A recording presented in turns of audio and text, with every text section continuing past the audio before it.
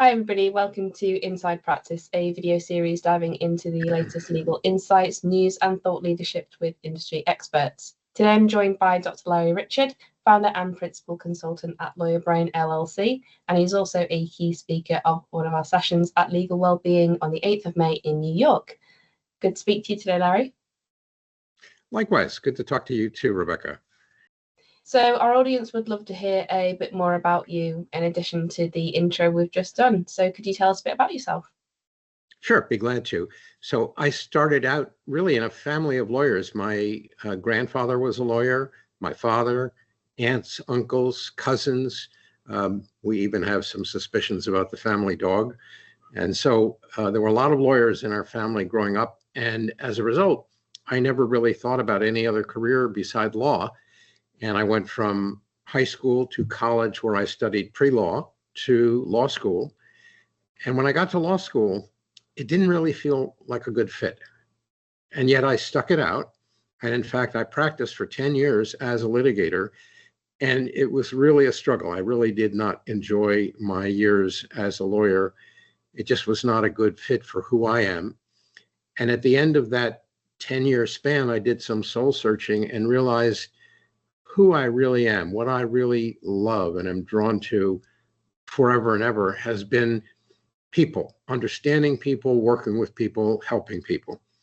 And so I resolved at that point, I'm going to leave the law behind. I'm going to go and earn a PhD in psychology.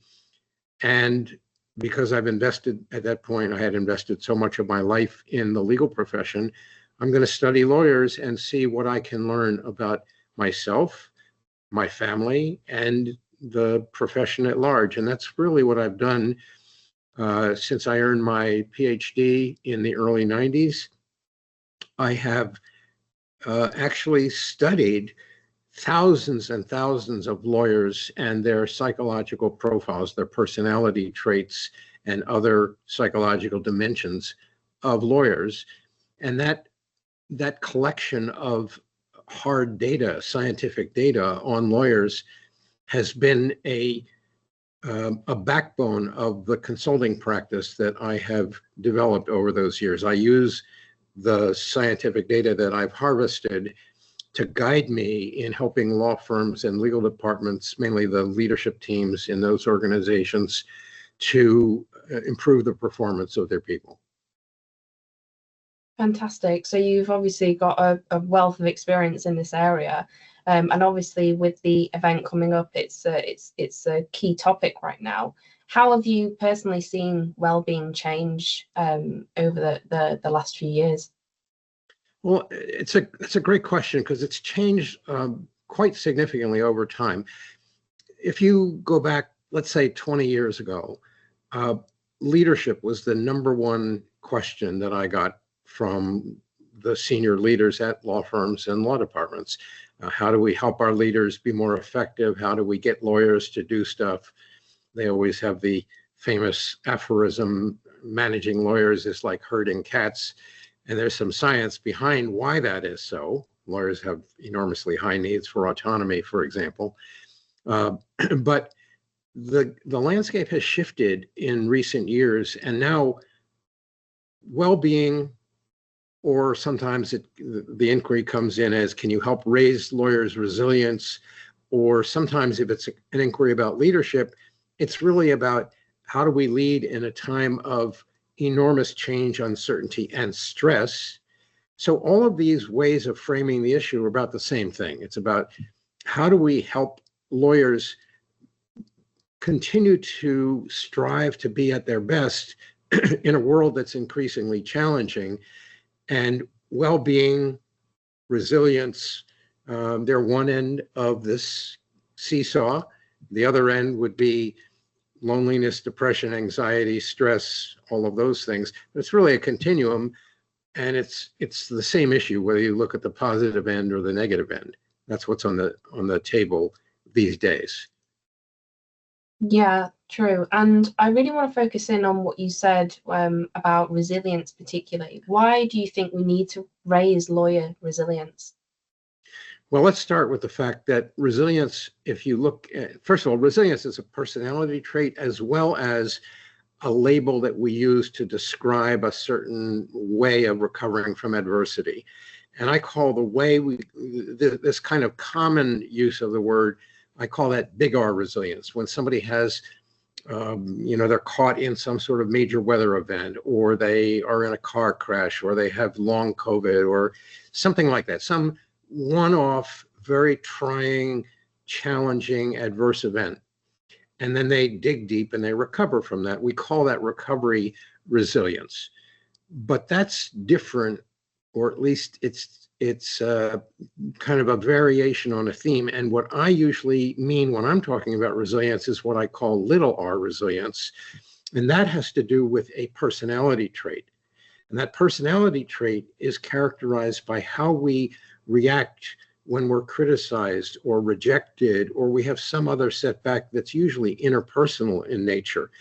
And these kinds of little r resilience triggers are not the big one-off tragedies that I was just mentioning. They're more everyday micro inequities that we suffer in the workplace. Somebody doesn't return a phone call and you think it's about me. A client criticizes you, or a colleague criticizes you, or you are rejected by somebody, or they forget to include you in a meeting, or someone forgets your birthday. These are all examples of little r resilience triggers. And high resilience people tend to be very thick-skinned. They don't let these, let's take criticism as kind of the classic version of little r resilience. They don't let the criticisms sink in. And if they do, they bounce back very, very quickly. Whereas a low resilience person is very easily hurt and is very defensive, often tries to actively avoid situations where they might get criticized. And that's why lawyers are actually seen as risk averse. It's not because they don't like risk. It's because I don't want to be seen as making a mistake. I don't want to be criticized. And so that's the nature of little r resilience. Now, here's the reason and the answer to your question. In the general population, it's a bell curve distribution. Some people are very high on resilience, some are low on resilience, and the majority of people are kind of in the middle. Not so with lawyers. 90% of lawyers, and this is consistent for 30 straight years in my research, 90% of us score in the bottom half of resilience. That's just stunning. So we are a low resilience, thin-skinned profession. And given that that's who we are, in a world of increasing change, uncertainty, and stress, the low resilience person is going to suffer more from those conditions than the average person.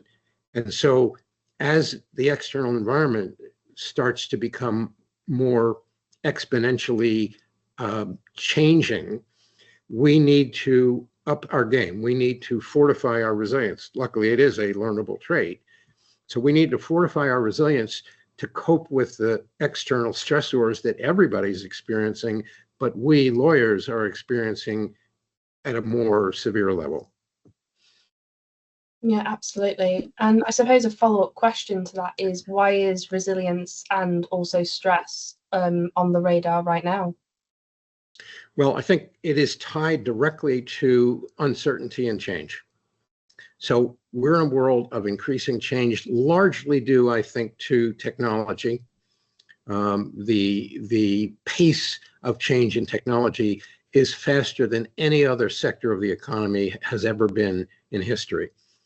And I'm sure many of your viewers remember not so long ago, if you were practicing law, you wrote a letter to opposing counsel and you had a week or so to think about your response before the letter from opposing counsel came back to you. Now you can be on vacation on the beach and you have to look at your watch and see, did somebody just text me something important and I better get back to them within 60 seconds or I'm failing. I'm probably exaggerating a little bit, but you get the idea. The pace of change has sped up, and that's really important in understanding our stress reaction, our low resilience reaction, because uncertainty, change really, happens to be the biological mechanism that our brain's threat circuitry uses to alert us to a threat. When something sudden changes, a loud noise, anything, that kind of sudden change is a signal to the amygdala, the brain's threat circuit centri. Hey, something threatening is potentially in your environment. You better pay attention to it rather than whatever your attention was on before that threat entered your awareness. And so, given that change is accelerating so quickly, it's kind of an exponential, what they call a hockey stick on a graph. It used to be slow and gradual. Now it's going up vertically.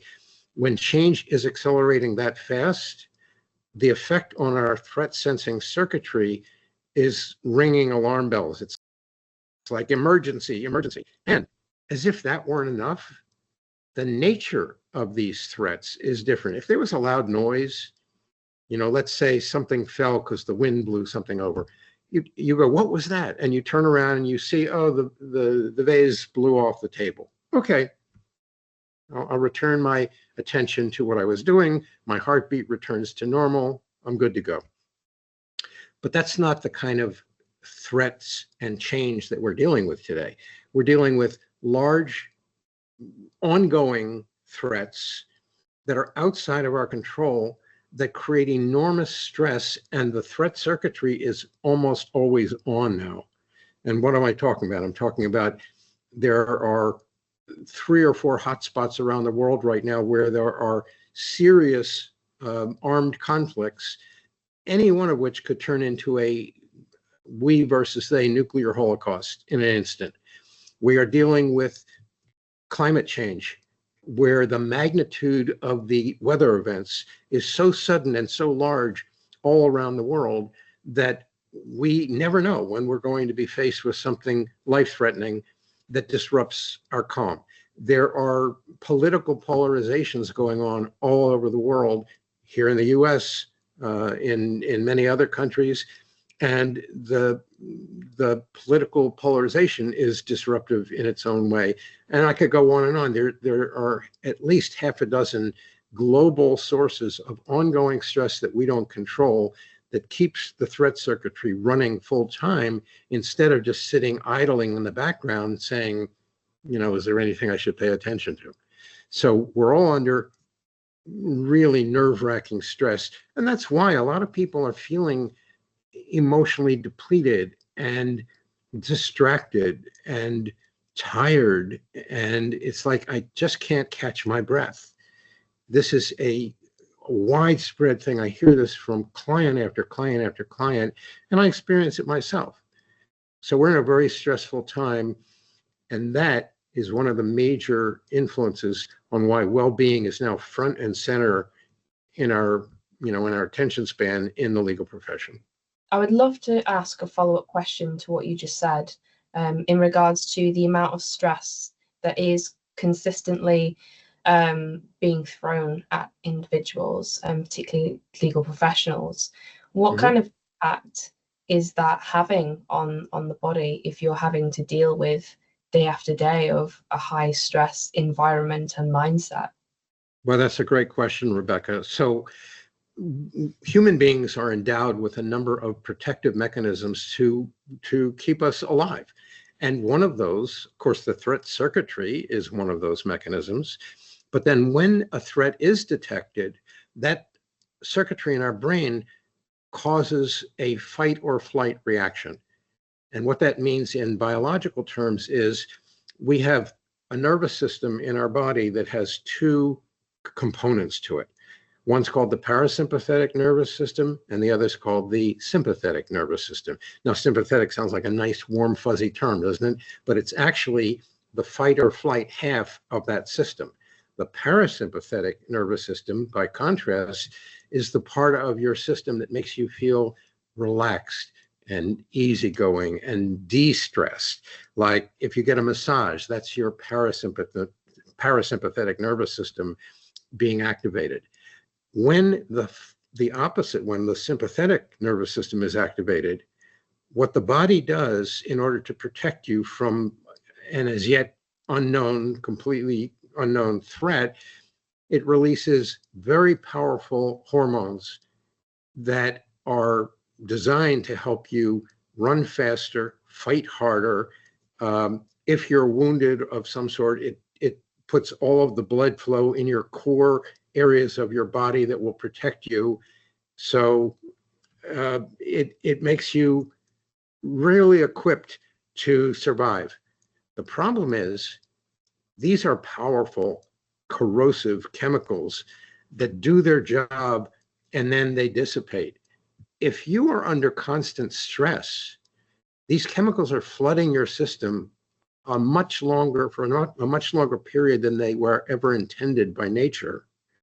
And that can have some very serious deleterious consequences. For example, cortisol, one of the most powerful hormones that's released under stress, happens to be associated in a lot of studies with producing increased belly fat. It's not like you ate more and you got belly fat. You had stress hormones that are retaining the fat from the foods you ate. And of all the types of fat that people can have deposited on their body, belly fat, it turns out, research is seeming to show that that's the most dangerous for cardiac health and so forth. So stress produces more belly fat, produces less cardiac health. That's just one of a dozen different mechanisms, biologically speaking, that happen when we have this ongoing, continuous level of stress from things we can't control.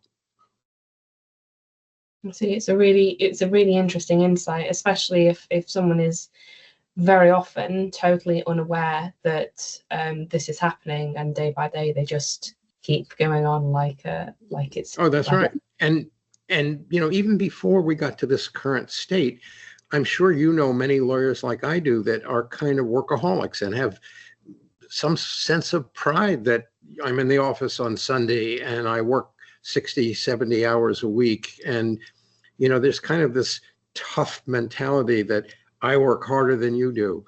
And, I forget the term for it, but the Japanese have a term for somebody who dies at their desk.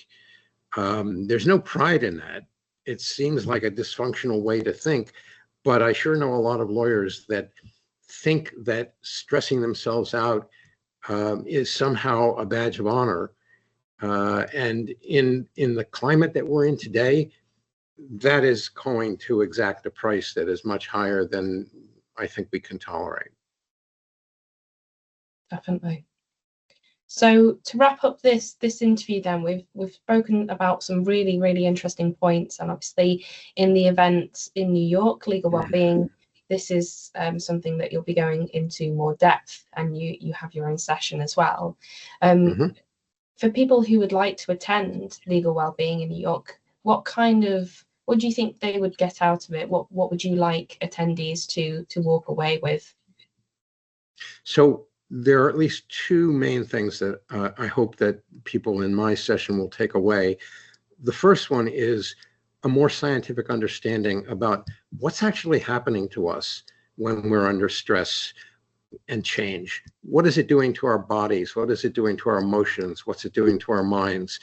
And the second and more important one is, given that those things are happening, what can I do to either prevent those things or to manage them, to mitigate them, to protect myself from their negative effects?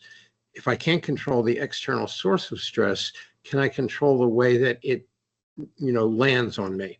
And the answer is yes, you can. There are a lot of good scientific strategies, and I will be sharing some of those most important strategies with the audience in my session.